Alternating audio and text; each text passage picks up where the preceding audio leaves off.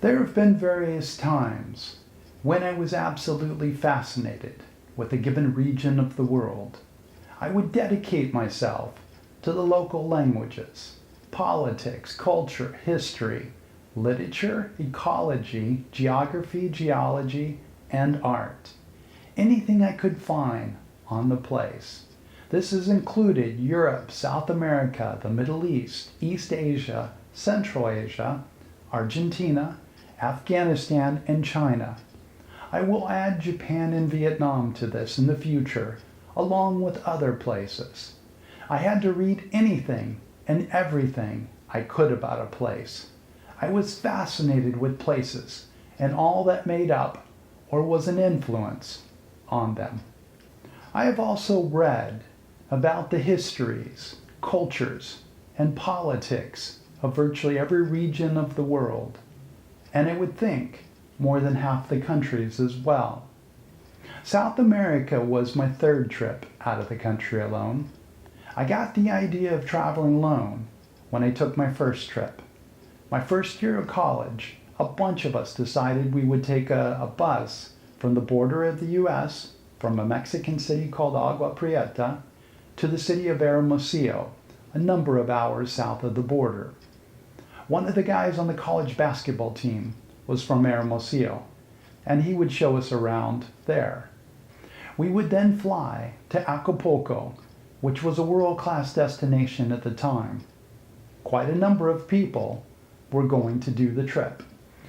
It would be inexpensive, as we would live as locals do, and try to stay in places in which we didn't have to pay for a hotel, such as on the beach. As time went along, more and more people decided they wouldn't go. It came down to the last weekend, and it was down to 3 of us. The other 2 bailed, as one lost his money at the dog tracks, and the other had his car break down quite some distance from our college. I thought, why don't I go alone? And I did. I'll tell this story in another episode, but pretty much everything went wrong. I think most people hearing that story would understand if I decided to never travel again. I was only 18, but I was hooked. What I had observed and learned on the trip was worth any price and struggle I had to go through. I did some adventurous traveling in the United States in the next few years, some remote hikes, mountain climbing, and long drives on obscure highways long from anything civilized. Before my last year of college, I decided to take a long trip. I'd taken a year off from school and worked over 100 hours each week and saved everything I could. I also worked a lot of hours each week while I was going to school. My second trip alone, outside the US, was then throughout Europe, Northern Africa, and the Middle East. This was the trip in which I really learned to travel. I had taken some graduate level classes on the Middle East, political science, international economics, economics of developing countries, international business, and international studies. I planned for 2 years before this trip. Even before taking the trip, I was giving it thought to other trips afterward. I had thought I might go on one long trip a year. Though I would have liked to, working didn't make it convenient to do this. If I had a job in which the employer would be okay with me doing this, I would have. But in the US, such a routine is not tolerated. I had some European friends that seemed to be able to get away with this. What I should have done was study journalism, then use that skill to pay for my travel as I traveled.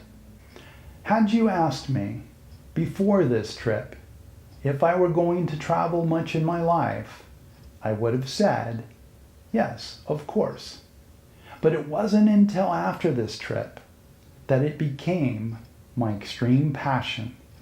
If I could do only one thing in my life moving forward, it would be to see the world, to understand place. I had to see everything I could. I knew every trip would have its limitations.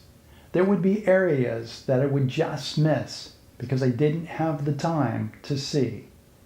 To this day, those areas feel like an incomplete part of me. It felt like a lost opportunity. When I reached the edge of a trip, I would sit and look out to where I wasn't going. I would imagine what I was missing. I was at their doorstep, but yet didn't visit. Traveling for me was always an intense effort. On most days, I woke in the very early hours, was out the door long before sunrise, seeing, experiencing all I could throughout the day, and continued long into the night. I would often walk more than 30 miles or 50 kilometers in a day. I avoided any sort of transportation if I could, preferring to see a place as I was walking. I slept little except when on trains or buses, but I had to stay awake on those long enough to get a sense of what I was passing. My third alone out of the country trip, as I said, was South America.